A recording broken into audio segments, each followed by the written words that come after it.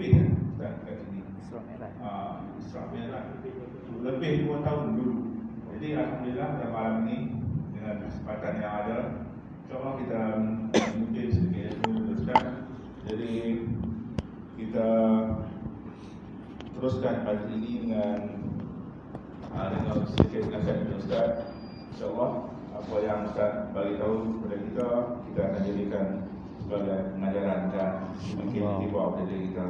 Jadi itu saja dari saya. Assalamualaikum warahmatullahi wabarakatuh. Assalamualaikum warahmatullahi wabarakatuh. Pendek kan?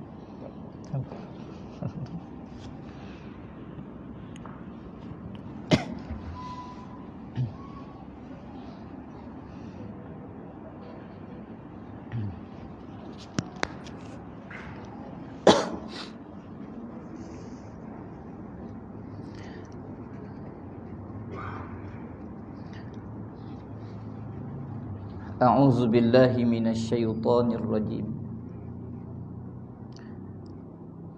Bismillahirrahmanirrahim. Assalamualaikum warahmatullahi wabarakatuh. Alhamdulillahi rabbil alamin. Hamdan hamidina wa hamdan salihin. Hamdan zakirina wa hamdan syakirin. Hamdan yuwafi ni'amahu wa yukafi'u mazidah. Ya Rabbana lakal hamdu kama yanbaghi li jalali wajhika wa 'azimi sultanik.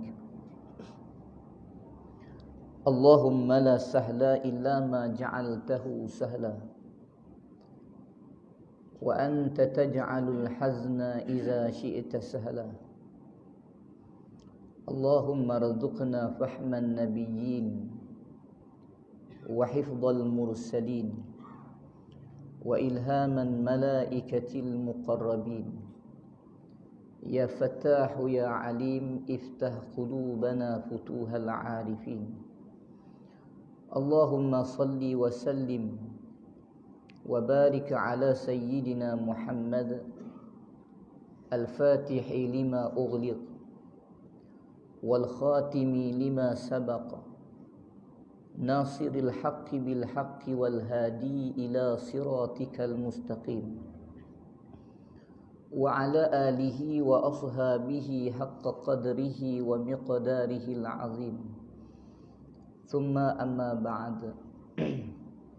Alhamdulillah, pertamanya yang saya muliakan Al-Fadil Kekanda Tuan Pengurusi Majlis, yang saya hormati ahli jawatan kuasa masjid, sahibul fadilah, ayahanda Tuan Imam, para alim ulama, hadirin wal hadirat, muslimin dan muslimat, tetamu-tetamu Allah.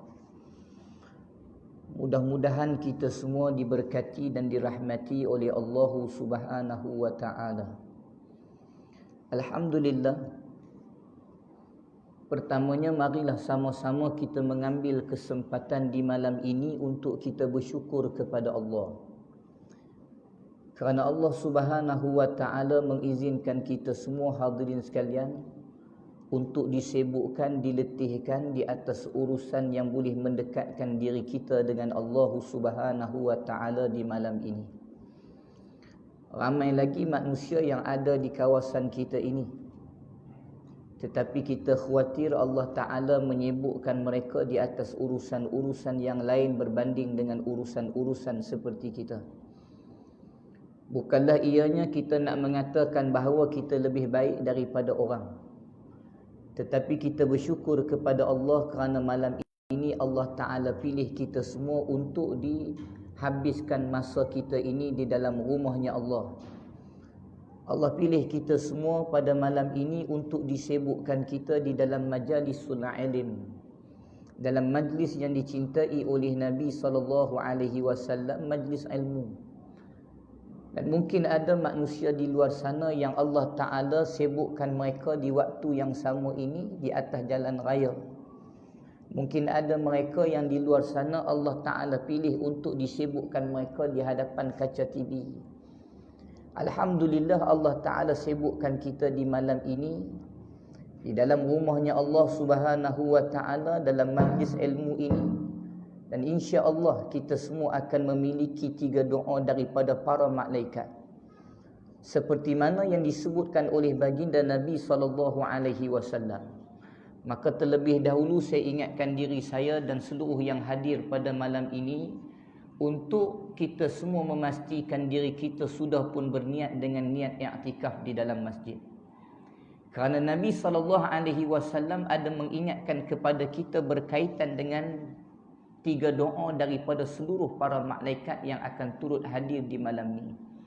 Kata Nabi SAW, kita yang duduk dalam rumahnya Allah, duduk dalam majlis ilmu di rumah Allah Ta'ala ini dalam keadaan berniat i'tikaf dan menjaga wuduknya kita, maka paling kurang kata Nabi kita memiliki 3 doa daripada seluruh para malaikat.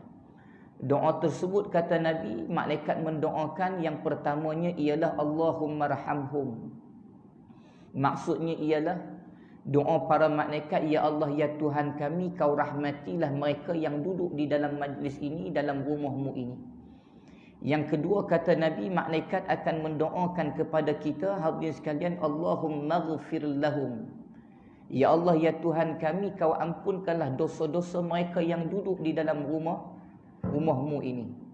Dan yang ketiga kata Nabi, malaikat mendoakan kepada kita, Allahumma tub alaihi. Ya Allah ya Tuhan kami, jika ada dari kalangan mereka yang duduk di dalam majlis ini, duduk dalam rumahmu ini, mereka bertaubat di atas dosa-dosa mereka yang lalu, tub alaihi, tolong wahai Allah terimalah taubat-taubatnya. Hadirin sekalian, hadis ini boleh kita temui dalam kitab Sahih Al-Bukhari, dan juga mudah kita temuinya di dalam kitab Al-Mukhtasar Al-Imam Ibn Abi Jamrah. Ketika mana Imam Ibn Abi Jamrah ini mengeluarkan 300 lebih hadis sahih daripada kitab Sahih Al-Bukhari, kemudian membukukan di dalam bukunya Mukhtasar Ibn Abi Jamrah. Hadirin sekalian, jadi hadirin sekalian, paling kurang malam ni kita dapat dah 3 doa daripada para malaikat. Faham tak faham, setuju tak setuju, apa yang saya akan sampaikan tu nombor 2. Yang pertama, doa para malaikat dengan 3 doa yang besar ini kita dapat dah. Malaikat mendoakan, ya Allah rahmatilah mereka, kasihilah mereka. Kita tidak akan memasuki syurga Allah Ta'ala kata Nabi tanpa melalui lesen rahmat daripada Allah Subhanahu wa Ta'ala. Dan Nabi mengingatkan kepada kita dengan peringatan yang sangat banyak melalui hadis mulia Nabi SAW. Kita tidak akan sekali-kali masuk ke dalam syurga Allah Ta'ala itu melalui amalan kita yang banyak. Bahkan diriwayatkan oleh Imam Al-Bukhari, ada seorang hamba Allah kata Nabi SAW di hadapan pintu syurga nanti, kata Nabi, bila nak dimasukkan oleh Allah Ta'ala hamba ini ke dalam syurganya Allah, maka dia bertanya dulu kepada malaikat yang menjaga pintu syurga. Malaikat yang menjaga pintu syurga, aku nak tanya dulu, aku nak masuk dalam syurga ni atas dasar apa? Dan kalau boleh aku tidak mahu masuk ke dalam syurga Allah Ta'ala ini atas dasar yang lain, melainkan aku hanya nak masuk ke dalam syurganya Allah ini hanya atas dasar amalan yang aku buat sepanjang hidup di dunia. Kerana memang dunia itu aku jadikan sebagai gelanggang aku, tempat aku bercucuk tanam dan aku bersusah payah berhempas pulas untuk aku memiliki hasil di hari akhirat. Inilah syurga. Dan hamba Allah ini, dia minta kepada malaikat untuk bagi tahu kepada dia atas dasar apa dia akan dimasukkan ke dalam syurga. Dan kalau boleh dia nak dimasukkan ke dalam syurga Allah ini atas dasar amal ibadah kebaikan yang dia buat banyak di atas muka bumi waktu dia hidup. Maka Allah Ta'ala khabarkan kepada dia melalui lidah para malaikat Allah Ta'ala. Dan malaikat mengatakan kepada dia, kamu tidak masuk dalam syurga ini melalui amal kamu yang banyak. Kata hamba Allah ni, menurut hadis Nabi, dia tak mahu masuk ke dalam syurga, melainkan dia nak masuk melalui amalan dia. maka ditimbang amalan dia sekali lagi di hadapan pintu syurga, kata Nabi. Bila ditimbang amalan dia sekali lagi untuk menisbahkan mampu tak dia ni masuk dalam syurga Allah hanya melalui amalan dia, maka kata Nabi SAW, walaupun dia adalah seorang hamba yang ibadahnya siang malam pagi petang, tak buat kerja lain, mangkit tidur terus sujud kepada Allah, tak buat benda lain, ibadah siang malam pagi petang, siang malam pagi petang sampai dia mati. 24 jam dia tak berhenti dengan amal ibadah, beramal sampai dia mati. Walaupun sebegitu amalan dia yang cukup banyak, tapi untuk memasuki syurga Allah Ta'ala ni nak dikira dengan amalan itu, kata Nabi, untuk dia masuk ke dalam syurga Allah, maka hamba Allah Ta'ala ini terpaksa bertapak ke belakang balik daripada pintu syurganya Allah sejarak 70 tahun perjalanan menunggang unta. Sejumlah jarak 70 tahun perjalanan menunggang unta. Tadi dia dah nak masuk dah, berdiri dah di hadapan pintu syurga, kata Nabi. Tapi dia nak masuk dalam syurga ni hanya dengan amalan dia. Dan Nabi sebut kita tidak akan mampu memasuki syurga Allah dengan amal-amal yang kita buat di dunia. Habis tu kita beramal untuk apa? Selama ni kita beramal untuk apa kalau sekiranya amalan itu tidak akan menyebabkan kepada kita ini untuk masuk ke dalam syurganya Allah? Jawapan para ulama, terutamanya Imam Ibrahim Al-Adham dalam beberapa periwayatan para ulama, antara yang pernah disebut oleh Ibrahim Al-Adham rahimahullahu ta'ala, katanya kalaulah sekiranya dengan amal yang manusia buat boleh membeli syurganya Allah, maka nilai syurga Allah Ta'ala itu terlalu rendah dan terlalu murah. Tetapi nilai nikmat syurga Allah Ta'ala ini terlalu besar, terlalu istimewa. Kalau hanya nak beli syurga Allah itu hanya dengan cara amal kita sahaja, hebat mana amal kita untuk membeli syurganya Allah. Dan kita hanya, kata Nabi, akan masuk ke dalam syurganya Allah melalui rahmat kasih sayang Allah Subhanahu wa ta'ala. Dan amal ibadah yang kita buat ni antara tujuannya mesti apa? Kita beramal antara tujuannya ialah untuk menggamit kerahmatan daripada Allah. Kita beramal bukan semata-mata nak tunjuk kealiman kita, tak, tu salah. Kalau kita beramal kerana nak tunjuk kehebatan kita seorang abid yang kuat beribadah. Kalau kita beramal banyak kerana nak tunjuk betapa banyaknya ilmu kita, alim kita ni, sebab tu kita beramal. Kalau itu tujuan amalan kita kerana nak tunjuk kealiman kita, maka kita ni tergolong daripada golongan syirik dalam ibadah, riak kita, kata ulama. Tetapi amal ibadah yang kita buat daripada sekecil-kecil amalan sampai membawa, kata para ulama, kepada sebesar-besar amalan.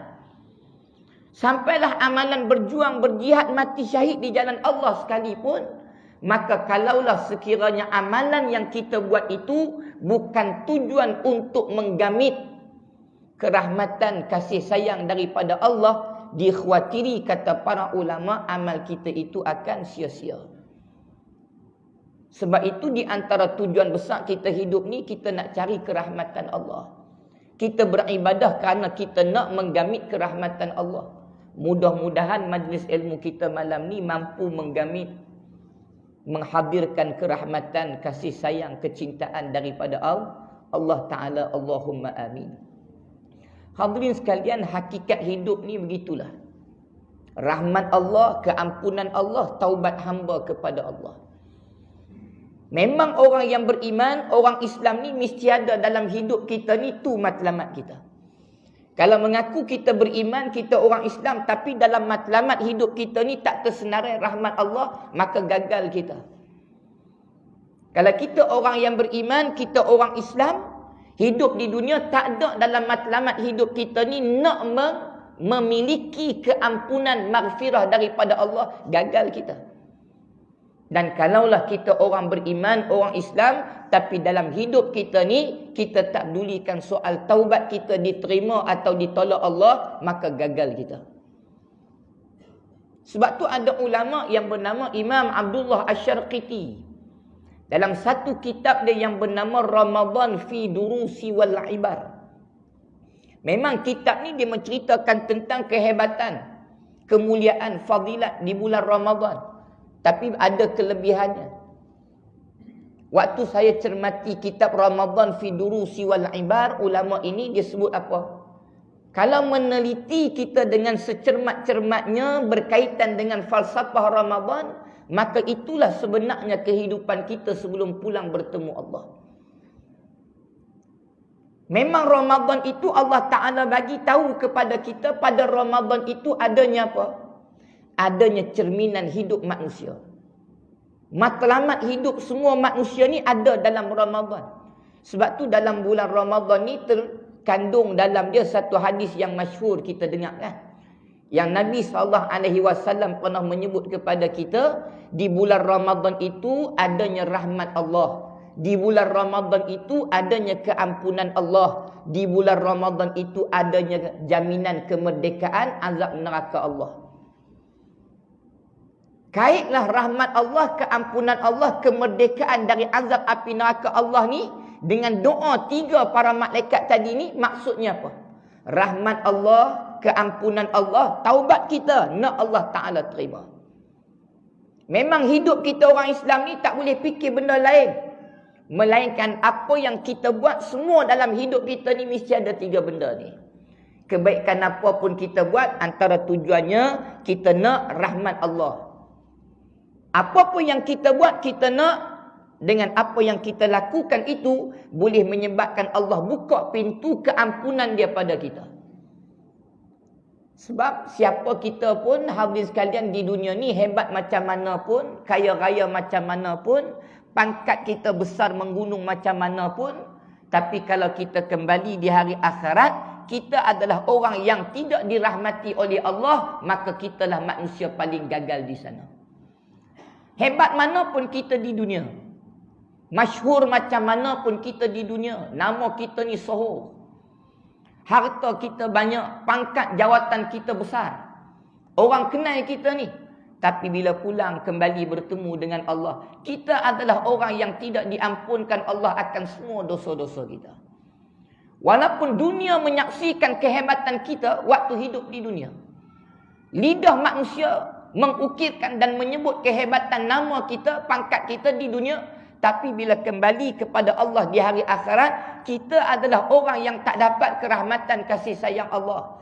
Kita adalah orang yang tak dapat keampunan Allah. Kita adalah orang yang tak dapat kemerdekaan azab api neraka. Maka walaupun hebat mana pun di dunia, kita di hari akhirat orang yang paling gagal. Sebab tu hanya menghadiri majlis ilmu je tuan-tuan. Hanya menghadiri majlis ilmu ni saja, rupanya kita dapat 3 doa ni daripada para malaikat.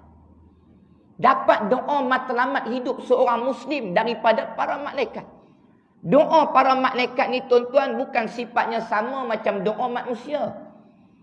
Doa kita al-adna, manusia biasa ni, ada waktu Allah Ta'ala terima. Ada waktunya Allah Ta'ala lambatkan doa kita ni. Ada waktu Allah hijab dinding terus. Dan dinding-dinding ni disebut oleh para ulama yang akan mendinding doa kita dikabulkan oleh Allah, antaranya dosa-dosa kita. Antaranya makanan-makanan yang syubhah kehalalan dan keharamannya. Antaranya kita mempermainkan dosa-dosa kecil. Ulama sebut persendakan agama.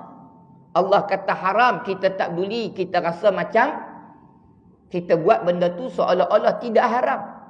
Orang yang sebegini disebut oleh Imam Ibn Rajab Al-Hanbali, perbuatan-perbuatan itu akan menjadi mahjub.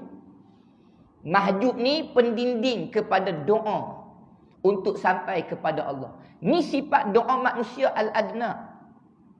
Al-adna manusia biasa. Sifat doa kita begitu.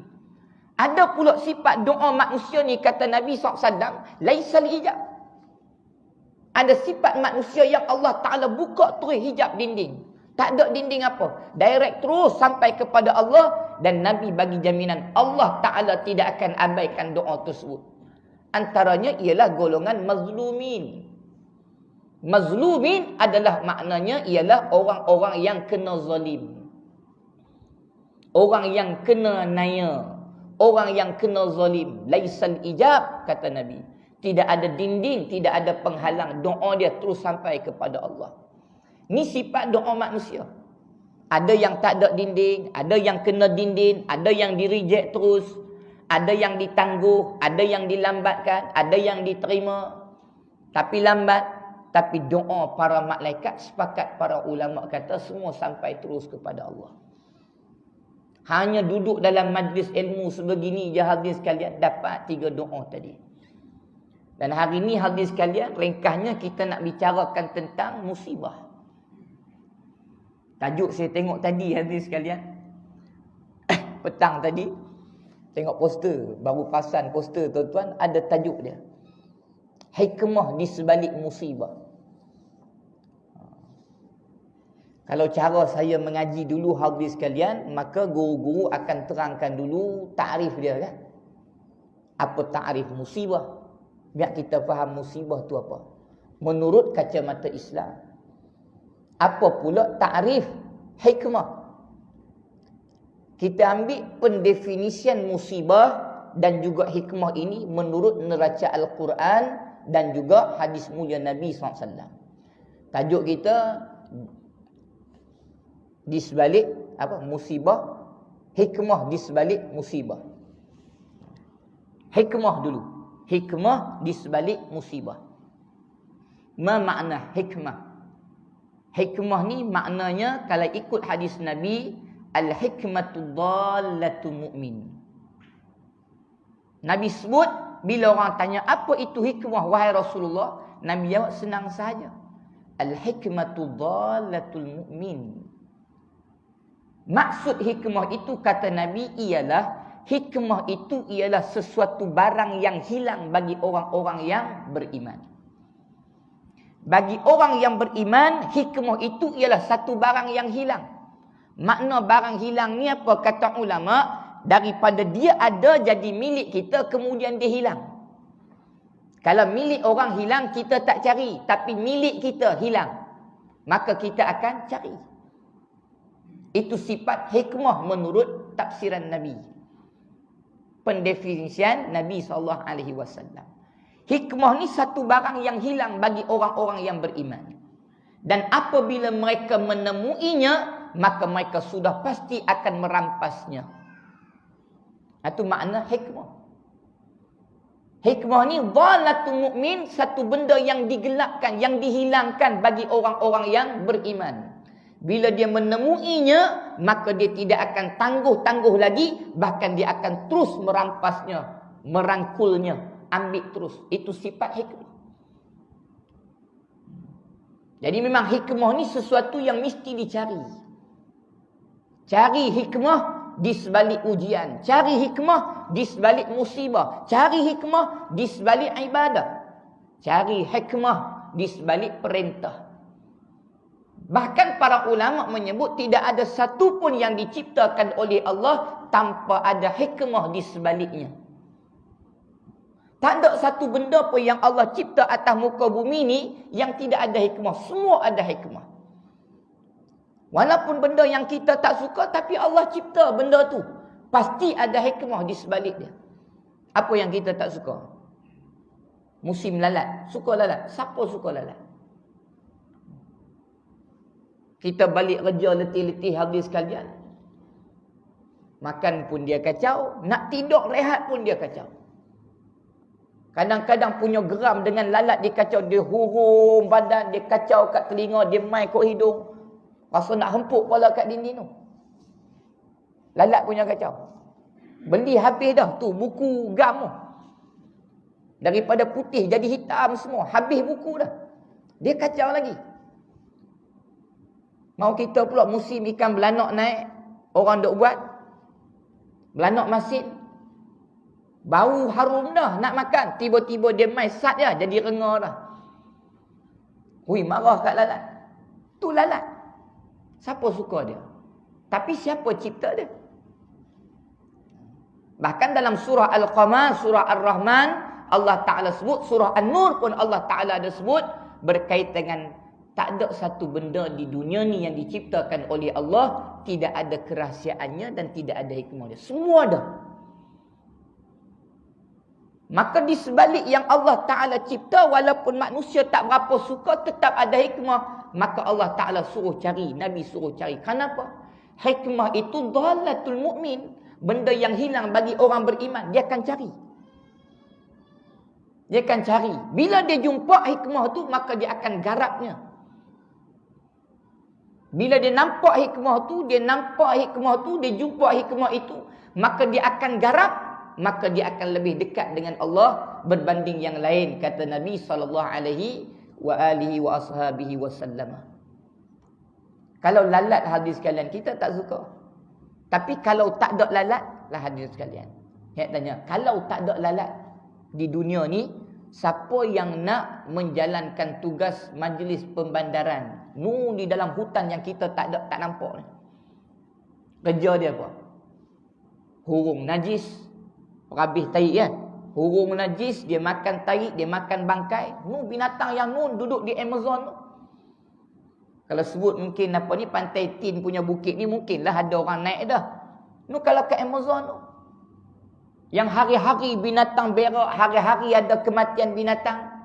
Siapa yang uruskan jenazah ni? Siapa yang cuci najis-najis ni? Kalau bukan spesies binatang macam lalat ni.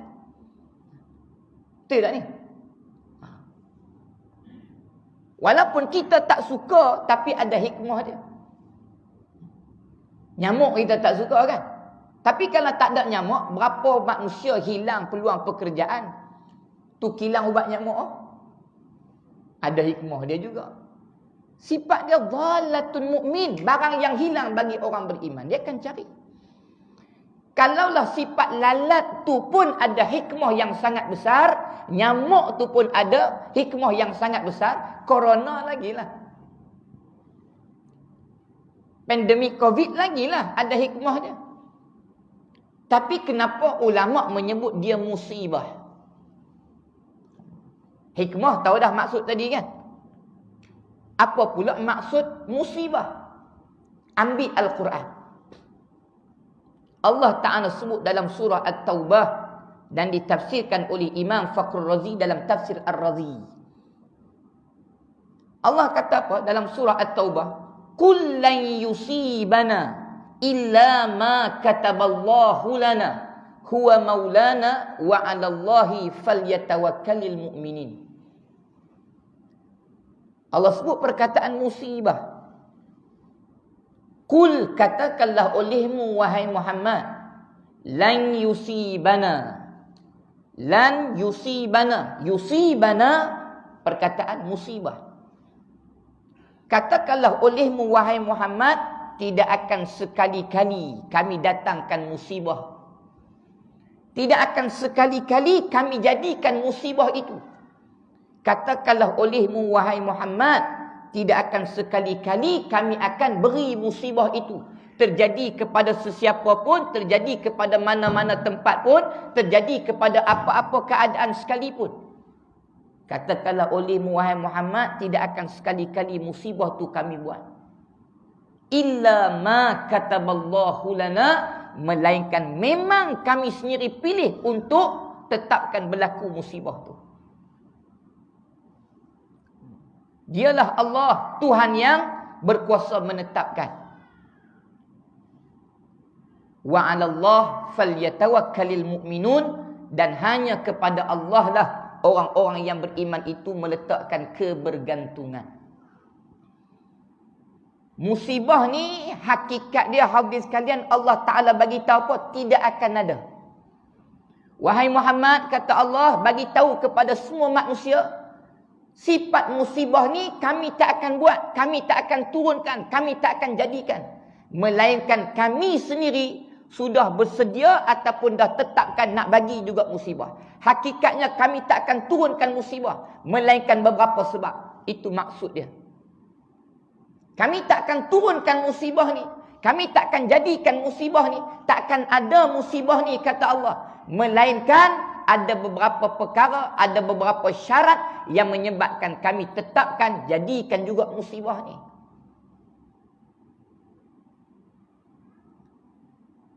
Maknanya apa? Musibah ini datang, sifat dia bersyarat. Tak mau musibah datang pun sifat dia bersyarat. Tapi kalau syarat Allah itu dilanggar, seolah-olah musibah itu diundang. Maksud Allah, maksud Al-Quran, musibah itu sesuatu yang hakikatnya mula-mula tak ada. Allah takkan turunkan. Tetapi bila kita berhajat sangat, manusia nak sangat musibah tu, mereka sampai ke tahap menjemput dan mencabar Allah supaya Allah datangkan musibah, illa ma kataballahu lana, maka kami tetapkan musibah tu jadi. Ini makna musibah yang mesti kita faham. Tak semua ujian itu musibah. Ni ulama sebut. Tidak semua ujian itu musibah. Kerana sifat musibah ini, hadirin sekalian, ialah sesuatu yang datangnya dengan kemurkaannya Allah. Allah datangkan musibah ini kerana apa? Kerana ada cabaran-cabaran dia. Kerana Allah sebut dah, katakan olehmu wahai Muhammad, lan. Kalau orang yang mengaji tata bahasa Arab, dia tahu sifat lan ni. Lan ni kan huruf nafi. Huruf nafi ni dalam nahwu saraf ada banyak. Lan huruf nafi, la huruf nafi, kan? Kalau la huruf nafi, kita sebut la ilaha illallah. La huruf nafi. Bila sebut la ilah, maka kita dah menafikan semua jenis-jenis yang mengaku Tuhan selain Allah ni. Ada agama nama dia agama Hindu, ada agama namanya agama Kristian, ada agama namanya Buddha. Mereka ni ada dakwaan-dakwaan mereka kepada Tuhan yang mereka sembah.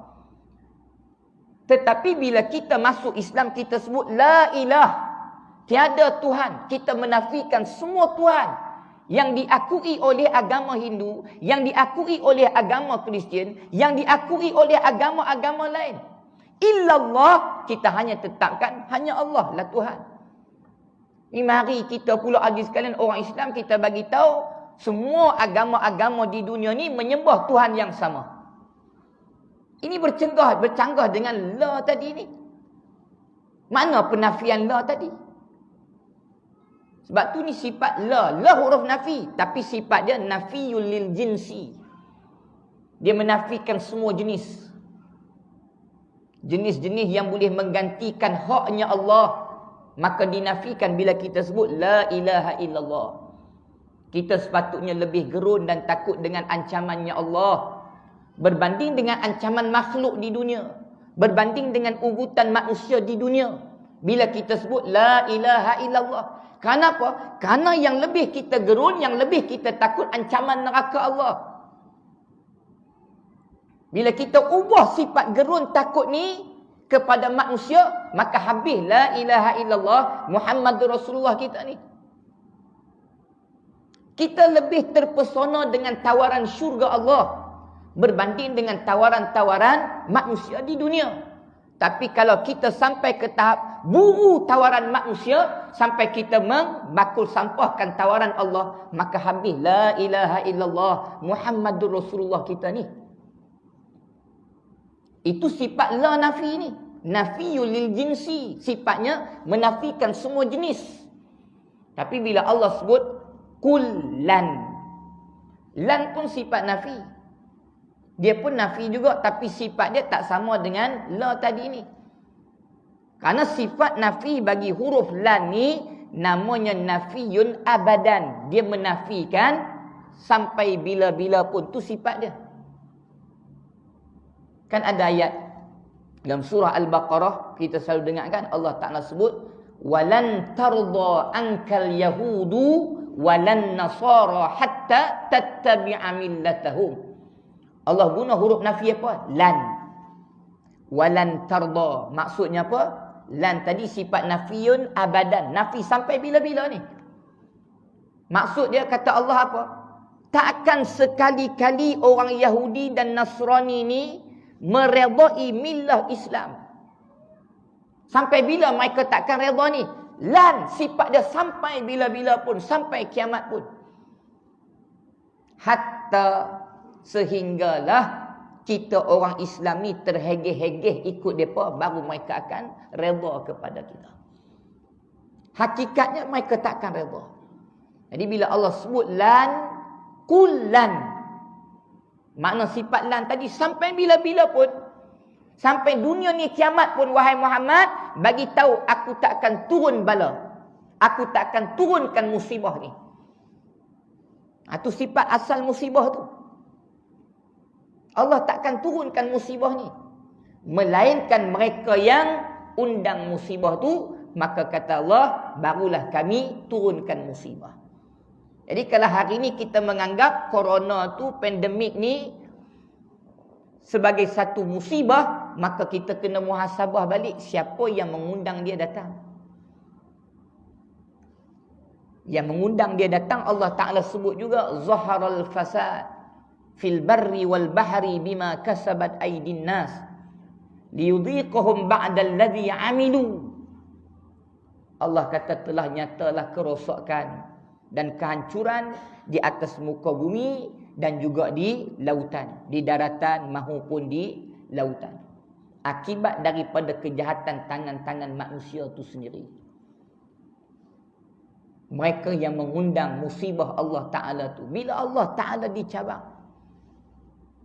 ibaratnya bila Allah Ta'ala mengharamkan sesuatu melalui Al-Quran, melalui lidah mulia Nabi SAW, kita perolok-olokkan, kazzabu bi ayatina, mereka kata Allah mendustakan, memperbodohkan ayat-ayat kami, amaran-amaran kami, perintah-perintah kami. Benda yang Allah Ta'ala haramkan, kita buat seolah-olah benda tu halal. Dosa maksiat ni kita anggap benda tu seolah-olah benda tak ada masalah pun. Bukan sekadar hadirin sekalian, kita tak takut tengok orang buat dosa. Sampai ke tahap kita sendiri tak takut nak buat dosa. Kan Imam Al-Ghazali sebut, tuan-tuan hadirin sekalian, dalam kitab Ihya Ulumuddin. Dia kata salah satu nikmat yang akan Allah Ta'ala angkat sebelum Allah Ta'ala kiamatkan dunia ni, antaranya ialah nikmat rasa takut. Rasa takut kepada siapa? Takut kepada Allah. Rupanya rasa takut pada Allah Ta'ala ni hadirin sekalian ialah satu nikmat. Dan nikmat ni Allah Ta'ala janji satu hari nanti aku akan angkat nikmat ni. Bila Allah angkatlah nikmat rasa takut, perasaan rasa takut pada Allah dalam diri kita, apa nak jadi dengan kita, tuan-tuan? Mungkin bagi kita bila kita dengar orang bercakap tentang soal agama, dia tak takut dengan Allah, dia cabang agama Allah. Mungkin bagi kita yang ada secubit iman ni, kita kata apa? Dia ni tak takut ke dengan Allah, dia kata macam ni. Mungkin perasaan takut itu nikmat tu Allah Ta'ala ambil dah. Tapi kalau kita tengok orang yang buat dosa, buat maksiat, buat mungkar, buat fahsyak, kita ada takut, alhamdulillah. Akan sampai ke tahap Allah Ta'ala angkat terus kita ni, tak ada rasa takut dengan dosa yang orang buat. Dosa orang buat pun kita takut, dosa yang kita nak buat pun kita kena ada takut. Dan sifat takut dengan Allah ni, nak buat dosa ni, kena latih, kena tarbiyah dia. Kena ajak diri kita tengok orang buat dosa, dengar berita berkaitan dengan kemungkaran, ajak diri dulu rasa takut. Nak takut dengan apa? Takut dengan musibah. Takut dengan musibah Allah Ta'ala ni, bala daripada Allah. Sebab orang yang melakukan kemungkaran atas muka bumi ni, melakukan kerosakan atas muka bumi ni, kezaliman atas muka bumi ni, sama macam mereka ni mencabar Allah. Wahai Allah, kan kamu dah janji orang yang buat dosa, buat maksiat, buat mungkar, kamu akan turunkan bala. Ni kami buat ni, mana bala tu? Illa ma kataballahu lana. Melainkan mereka minta sangat, kami tetapkan jadi. Allah turunkan bala, Allah turunkan musibah. Sifat bala ni pula, musibah ni pula, bila dia turun, jawapan dia seperti mana seorang ulama namanya Imam Sufyan As-Sawri. Bila ada beberapa orang ulama muzakarah dengan dia, tanya bab kewajipan amal ma'ruf nahi munkar. Wahai Imam Sufyan Ats-Tsauri, apa hujah kamu, apa pandangan kamu berkaitan dengan kewajipan amal ma'ruf nahi munkar? Maka Imam Sufyan Ats-Tsauri dia jawab senang sahaja. Kita duduk di dalam satu kapal yang ada banyak penumpang-penumpangnya dan ada nakhoda tukang bawa kapal itu, maka kita menyaksikan depan mata kita ni seorang lelaki, anak kapal itu yang duduk sama dengan kita ni, dia keluarkan kapak daripada baju dia, jubah dia. Kemudian dia ambil kapak tu dan dia nak pecahkan perut kapal itu. Maka aku tanya kamu dulu sebelum aku jawab. Hujah aku berkaitan dengan kewajipan amal ma'ruf nahi munkar ni. Aku tanya kamu dulu, kalau kamu tengok orang yang macam tu duduk satu kapal dengan kamu, tiba-tiba dia bawa keluar kapak nak pecahkan perut kapal itu, apa kamu buat kepada dia? Ulama-ulama ni jawab, demi Allah wahai imam, kami akan segera menghalang dia, kami akan segera mencegah dia. Imam Sufyan Ats-Tsauri tanya balik, kamu nak cegah dia buat apa? Tu kan hai dia, tu kan hai dia, tu kerja dia, bukan kerja hang. Yang nak pecahkan kapal itu dia, bukan hang. Yang buat salah tu dia, bukan hang. Hang nak kalut apa halang dia buat salah tu? Tak bolehlah wahai imam. Kata ulama ni, kalau kami tak halang dia, kami mampu lemah. Maka kata Imam Sufyan Ats-Tsauri, aku tak payah jawab dah. Hujah berkaitan dengan kewajipan amal ma'ruf nahi munkar ni. Seru kepada yang ma'ruf, lawan kepada yang munkar. Aku tak payah jawab dah. Aku tak payah hujah dah berkaitan dengan kewajipan tu, sebab kamu dah jawab dah. Bila kami jawab? Tanya ulama ni. Tadi kan kamu dah jawab, kamu akan menghalang orang yang akan tebuk perut kapal dengan kapak ni. Sedangkan kejahatan tu dia yang akan dapat dosa. Kamu mati syahid ni, kezaliman dia. Tapi kenapa kamu halang? Kerana bila musibah itu datang, dia takkan kenal manusia. Sifat bala ni bila dia turun, dia takkan kenal siapa. Kamu orang baik, kamu orang jahat, kamu orang yang buat maksiat, kamu orang yang tak buat maksiat, kamu ahli ibadah di masjid, kamu ahli perjuangan di jalan perjuangan, dia tak kira siapa. Dia saduk semua. Tuan-tuan hadis sekalian, cuba cek tsunami punya rekod kan. Kan baru ni orang mengingati kan 26 Disember kan, tarikh tsunami kan. Berapa tahun dah berlaku. Tuan cuba cek. Saya waktu tu hadis sekalian, orang bagi tajuk khutbah di Ampang. Tajuk hikmah musibah. Di sebalik memperingati tsunami ni. Saya pernah cek. Saya baca cari balik kat internet. 64% mangsa yang mati tsunami ni, musibah tsunami Aceh tu hadis sekalian, ialah kanak-kanak. Usia kanak-kanak. Yang budak-budak. Bayi, kanak-kanak. Mungkinlah orang besar, orang tua-tua boleh cari jalan untuk selamatkan diri bila mari tsunami itu. Kanak-kanak tak boleh nak buat apa. Jumlah mati yang paling banyak 64% tu kanak-kanak. Katakanlah yang melakukan dosa maksiat yang menyebabkan terbukanya pintu musibah daripada Allah Ta'ala itu ialah orang-orang yang tak bertanggungjawab ni. Tapi bila musibah ni datang, bala ni datang, dia tak kenal siapa. Yang banyak mati itu ialah kanak-kanak. Bila mereka buat maksiat, bila mereka buat pesta minum arak, bila mereka buat pesta bertelanjang di tepi pantai, tu hak yang manusia besar-besar yang tak tanggungjawab. Tapi sifat bala musibah tu, kata Imam Sufyan Ats-Tsauri, kalau kamu tak halang dia, kamu pun akan mati lemas. Kenapa? Wajibnya amal ma'ruf nahi munkar ini kerana kita memikirkan tentang janji Allah kepada musibah ni. Hari ni banyak orang boleh berbahas tentang pandemik ni. Tapi saya tak mau bahas panjang. Saya nak ajak kita muhasabah balik je. Apa yang dah banyak terjadi atas muka bumi ni, atas silap siapa? Bukan nak tunding jari dah. Tengok diri kita. Takut kita pun tergolong daripada golongan yang mengundang ketibaan bala musibah daripada Allah Ta'ala. Hikmah dia apa? Dekatkanlah diri kita dengan Allah bila datang musibah ni. Tu hikmah dia. Sebab musibah ni tidak akan datang, kata para ulama, melainkan Allah Ta'ala yang tetapkan. Tapi bila dah datang, orang yang beriman ada cara dia. Bila dia dah datang, orang yang beriman akan menganggap ianya ujian besar daripada Allah untuk beberapa perkara, kata Nabi. Bila dia dah datang. Kalau tadi kita sembang bab tak datang lagi, tak apalah. Ni dah datang. Benda tu dah ada. Kematian dah berlaku. Virus tu pun dah ada. Ada beberapa pandangan kata virus ni tak ada semula direka-reka tu. Tak apalah. Itu beberapa. Itu dia ada hujah dia masing-masing. Saya nak ambil iktibar ke arah. Kalau dia dah ada depan kita ni. Kematian tu pun tercatat jumlah hari-hari dia. Kalaulah sekiranya dia dah ada. Orang yang beriman ada langkahnya.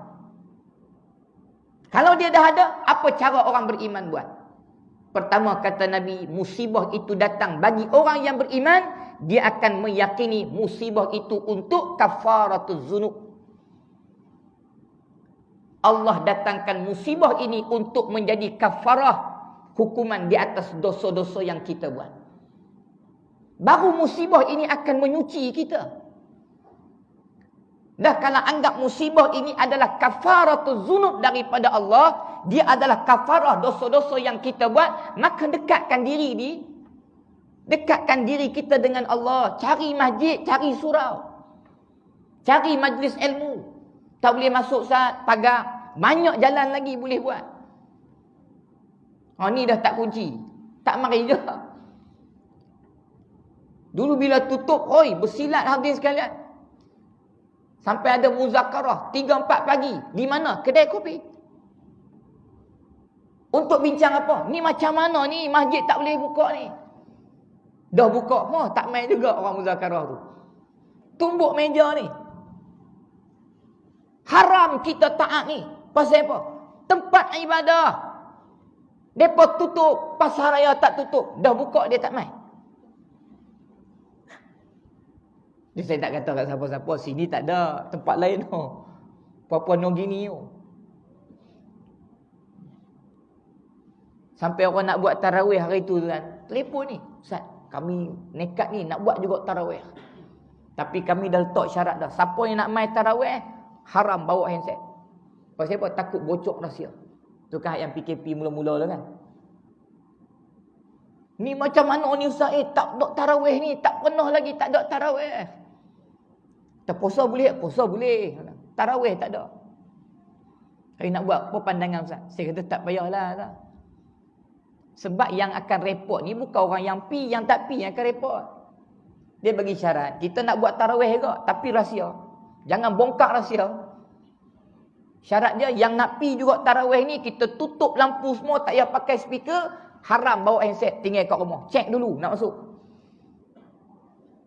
Sebab yang bawa handset ni akan bongkar rahsia. Dia kata tak payah.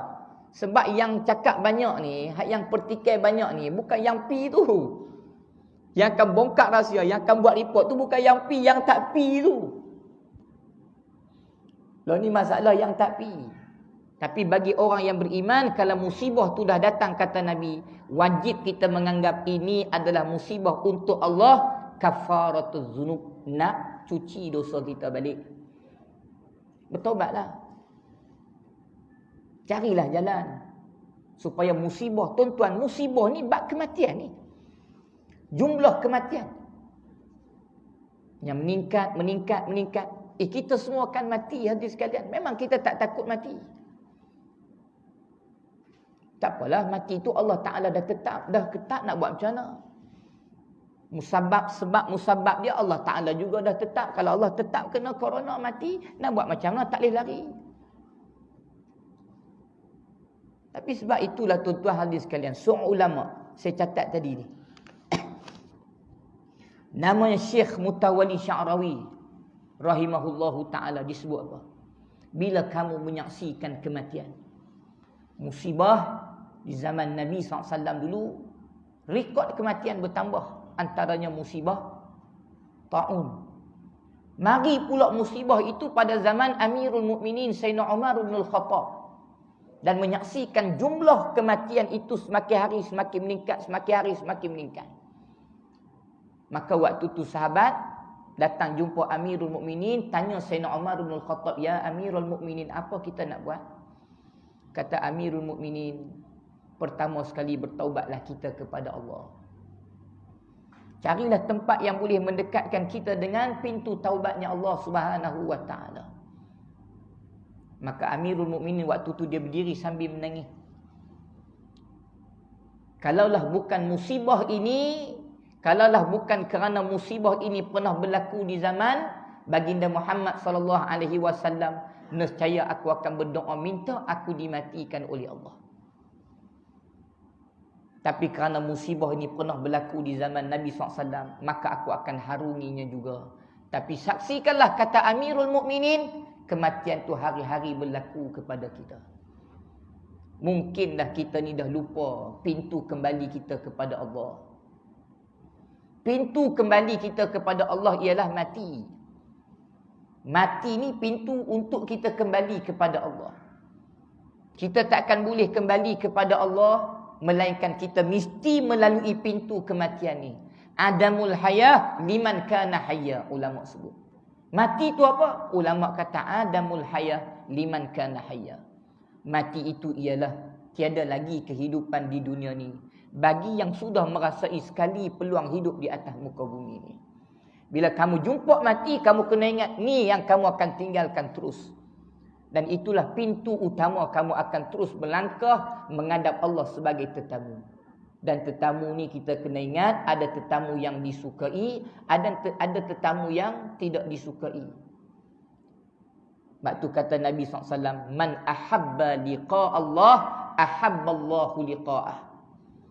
Barang siapa yang waktu dia hidup di dunia, dia tunjuk kepada Allah betapa sukanya dia untuk bertemu dengan Allah, maka kata Nabi, Allah bagi tahu ahabballahu liqa'ah. Aku juga, kata Allah, terlalu suka di saat nak bertemu dengan dia nanti.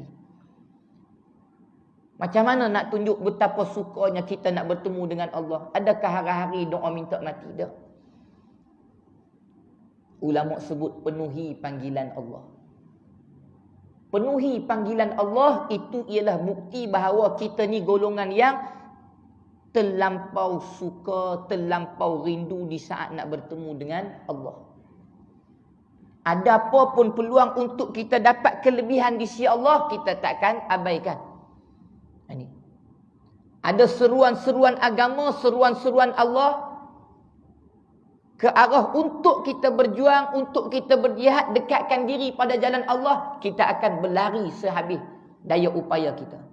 Kenapa? Nak tunjuk betapa bersiapnya kita di saat nak bertemu dengan Allah, nak jadi tetamu yang dinanti-nanti Allah. Tapi sebaliknya kata Nabi, man kariha liqa Allah, karihallahu liqa'ah. Barang siapa yang hidupnya dia tunjuk dia tak suka saat nak bertemu dengan Allah Ta'ala nanti, maka kata Nabi, Allah bagi tahu karihallahu liqa'ah, Allah Ta'ala juga sangat tak suka di saat nak bertemu dengan dia. Siapa orang yang tak suka nak jumpa dengan Allah ni? Bila ada peluang-peluang untuk mengangkat darjatnya di sisi Allah, diabaikan. Bila ada peluang-peluang yang boleh memanfaatkan dirinya di hadapan Allah, dia tak peduli. Ini orang yang seolah-olah dia tak mahu bertemu dengan Allah. Orang yang suka nak bertemu dengan Allah, dia akan buat persiapan al-isti'adad. Dia akan buat persiapan untuk dia bertemu dengan Allah.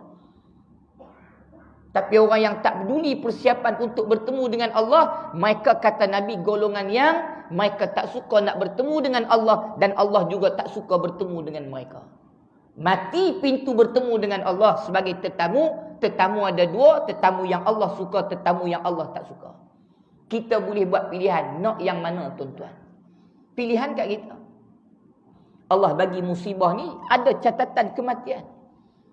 Seolah sifat wabak ini, bala ini, musibah ini sama macam berlaku di zaman Nabi ketika mana wabak ta'un. Sama macam zaman Amirul Mukminin Sayyidina Umar bin Al-Khattab, wabak ta'un. Jumlah kematian yang disebut hari-hari. Hari-hari orang sebut tentang jumlah kematian. Mungkin dah lama dah virus ni, kita pun dah mangli dah. Hari ni saya pun tak tahu berapa yang mati. Berapa jumlah yang positif. Tapi dunia hari ni duk berlumba mencatat, tengok negara ni berapa orang mati, berapa positif, berapa yang sembuh. Duk cerita apa? Dekatnya kita ni dengan pintu kematian tu. Kalau kita tak jadikan musibah ini untuk persiapkan diri kita sebagai tetamu Allah, habislah kita. Apa lagi yang akan ketuk pintu hati kita ni untuk buat persiapan menjadi tetamu Allah yang Allah Ta'ala tunggu dan nanti-nanti. Kita nak bala yang macam mana hebat lagi? Ini kata Nabi, bala musibah adalah kafaratul dzunub, menyucikan dosa. Yang kedua kata Nabi, bala dan musibah itu ialah untuk raf'ul manzilah. Allah janji bala musibah itu untuk apa? Raf'ul manzilah. Untuk Allah angkat darjat orang-orang yang beriman. Mari ujian, di sebalik ujian, hikmah di sebalik ujian ni, Allah janjikan ada dari kalangan kita ni yang akan terangkat dia punya rifa'ata indallah, darjat diri dia di hadapan di sisi Allah. Allah angkat darjat kita dengan musibah. Nak dapat diangkat darjat di sisi Allah ni bukan senang, tuan-tuan. Kalau kita nak dengan amalan kita ni terangkat darjat kita di sisi Allah, bukan senang amalan ni sampai ke tahap nak Allah angkat darjat ni. Ambil satu hadis. Kalau dalam kitab Tajzibul Atraf ada hadis ni. Nabi sebut tentang darjat. Macam mana Allah nak angkat darjat. Amalan yang kita buat ni dengan ikhlas, dengan sungguh-sungguh, dengan amalan tu Allah nak angkat darjat ni. Bukan senang amalan tu. Tahap macam mana amalan tu? Mari kita dengar Nabi sebut apa. Ibtaru rifa'ata indallah. Burulah kamu, kata Nabi. Kejarlah kamu, kata Nabi. Rifa'ata indallah. Amalan yang boleh mengangkat darjat kamu di sisi Allah. Dan kalau kamu nak tahu, kata Nabi, amalan yang macam mana menyebabkan rifa'ata indallah, darjat kamu akan terangkat di sisi Allah. Pertama kata Nabi, tahlumu amman jahila alaika. Tahlumu amman jahila alaika. Nak terjemah macam mana tahlumu amman jahila alaika? Kata Nabi, tahlumu, kamu berlaku lemah lembut. Amman jahila alaika, kepada orang yang buat bodoh terus kepada kamu. Orang yang buat bodoh terus kepada kamu, dia buat jahil terus tentang kamu ni. Dia bukan tak kenal kamu, tapi satu hari dia buat bodoh terus kepada kamu. Seolah-olah kamu tak pernah hidup, tak pernah ada dalam akal fikiran dia. Punya terasanya kita dengan kawan ni. Kita rasa dia baik dengan kita, dia ngam-ngam kita, dia elok dengan kita.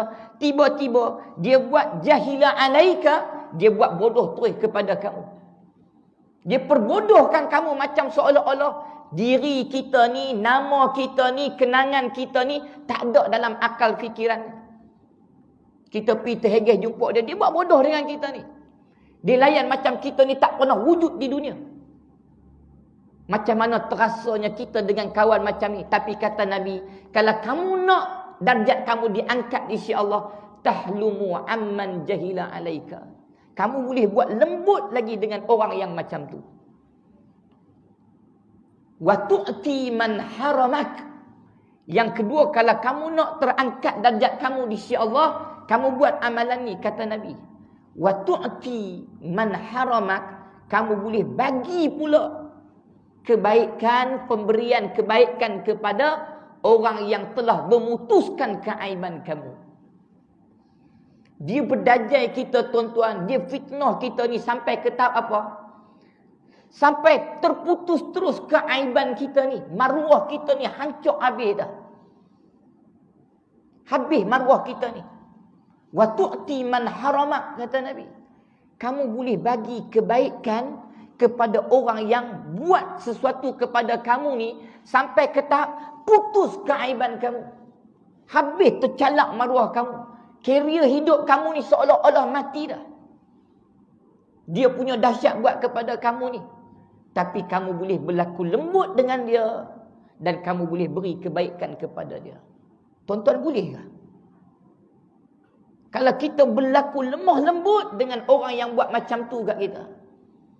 Dia fitnah kita, dia hentam kita, dia buat zalim dengan kita ni sampai ke tahap terputus habis keaiban kita ni. Nak keluar rumah pun malu. Orang tahu cerita buruk-buruk yang dia fitnah kat kita ni. Tiba-tiba boleh kita bagi kebaikan kepada dia. Punya dahsyat amalan ni tuan-tuan. Untuk apa? Rif'ata indallah. Untuk dapat darjat, diangkat darjat di sisi Allah. Susah nak dapat darjat ni. Tapi rupa-rupanya tuan-tuan ada jalan shortcut. Ada jalan senang. Apa dia? Kita bersabar dan mendekatkan diri dengan Allah apabila datangnya musibah dan ujian. Ujian ni tak kena kat kita pun. Tapi bila dia ada, corona nama dia, pandemik COVID nama dia, kita bagi tahu kepada Allah, kami beriman ya Allah. Kami bersabar wahai Allah. Dan kami angkat musibah ini untuk menyucikan dosa kami, mendekatkan diri kami dengan kamu wahai Allah, dan kami anggap diri musibah ini untuk terangkat darjat kami. Terangkat darjat begitu sahaja tuan-tuan. Nak dapat terangkat ni dengan amalan tadi. Tahlumu amman jahila alaika. Kamu boleh berlaku lemah lembut kepada orang yang buat bodoh terus dengan kamu. Wa tu'ti man haramak. Dan kamu boleh bagi kebaikan kepada orang yang putuskan keaiban kamu. Punya susah tuan-tuan. Orang buat dajal kat kita tuan-tuan, nak maaf pun bukan senang. Ni bukan bab maaf. Pi bagi kebaikan pula kepada dia dengan penuh keikhlasan. Nak dapat darjat diangkat di sisi Allah Subhanahu wa taala. Hikmah dia banyak. Tapi rupanya besar di sebalik hikmah musibah ni tuan-tuan. Besar. Carilah jalan nak dekatkan diri kita dengan Allah Subhanahu wa taala. Hadis sekalian, pukul berapa dah kita ni jam? Oh, ada jam, saya kata ada jam. Saya habiskan dengan satu hadis Nabi SAW. Hadis daripada Abi Sa'id Al-Khudri dan daripada Abu Hurairah radhiyallahu taala anhu, kata Nabi SAW, ma yusibul muslim min nasabin wala sabbin wala hammin wala huznin hatta asy-syaukati yushakuha illa kafarallahu biha man qatayahu. Hadis ni Nabi kata apa? Ma yusibul muslim min nasabin. Tidak sekali-kali akan tertimpa musibah bagi seorang Islam itu dengan rasa susah. Tidak sekali-kali tertimpa bagi seseorang Muslim itu daripada rasa susah. Wala sabbin, dan tidak tertimpa penyakit. Wala hammin, dan tidak tertimpa keserabutan. Wala hammin ni keserabutan akal fikiran. Wala huznin, tidak tertimpa kesedihan. Hatta asyaukati yushakuha, sehinggalah walaupun hanya secebis duri kecil yang tertusuk di telapak kakinya. Illa kafarallahu biha man khatayahu. Tiada lain melainkan Allah menjanjikan, kata Nabi, Allah akan menyucikan dirinya daripada dosa-dosa yang lalu. Ni bab musibah.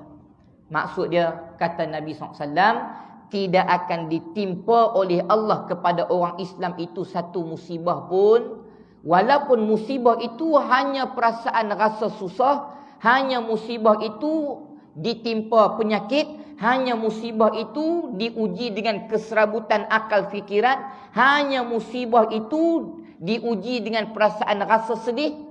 Bahkan Allah Ta'ala menjanjikan tidak semata-mata musibah itu kami berikan kepada orang Islam, walaupun musibah sekecil secebis duri yang kecil tersusuk di tapak kaki, melainkan semua musibah-musibah kecil itu, kata Nabi, Allah menjanjikan Allah akan mengampunkan dosa-dosa orang-orang muslim yang didatangkan musibah ni daripada keampunan Allah akan ampunkan dosa-dosa dia yang lalu. Kita pun serabut, ya. Ni wala hammin lah. Serabut kita nak pergi tempat ni serabut, pakai ni, pakai mask. Serabut dah tu. Allah Ta'ala, Nabi sebut dah. Walaupun ujian yang sebegitu, Allah janjikan bukan semata-mata musibah tu, tapi hikmah yang besar, kafarallahu biha min khotoyahu. Allah janjikan musibah itu untuk Allah menyucikan diri kita daripada dosa-dosa yang lalu. Hadirin sekalian, mudah-mudahan hadirin sekalian kita bersangka baik dengan Allah di atas musibah ni. Kan Allah janji dah, allazina iza asabathum musibah, orang-orang beriman ni bila didatangkan kepada mereka musibah, maka orang beriman akan kata apa? Qalu, mereka akan berkata inna lillahi wa inna ilaihi raji'un. InsyaAllah terangkatlah darjat kita hadirin sekalian. Mudah-mudahan Allah berkati, Allah rahmati. Terkasar bahasa saya minta maaf banyak-banyak. Hadza wa billahi taufiq. Wassalamualaikum warahmatullahi wabarakatuh. Bismillahirrahmanirrahim. Alhamdulillahi rabbil alamin, wassalatu wassalam ala asyrafil anbiya'i wal mursalin wa ala alihi wa sahbihi ajma'in. Radina billahi rabba wa bil islami dina wa bi muhammadin nabiyya wa bil qur'ani imama wa bil ka'bati qiblata wa bi sayyidi shaykhi shaykhan wa murabbiyan wa dalila wa bil fuqara'i tabi'ina ikhwana lana ma lahum wa alaina ma alaihim ta'atu tajma'una wal ma'asiyatu tufarriquna. Astaghfirullahal azim alladzi la ilaha illa huwal hayyul qayyum wa atubu ilaih. Astaghfirullahal azim alladzi la ilaha illa huwal hayyul qayyum wa atubu ilaih. Astaghfirullahal azim alladzi la ilaha illa huwal hayyul qayyum wa atubu ilaih. Wa sallallahu ala sayyidina Muhammad wa ala alihi wa sahbihi wa baraka wa sallam. Walhamdulillahi rabbil alamin. Terkasar bahasa saya minta maaf banyak. Assalamualaikum.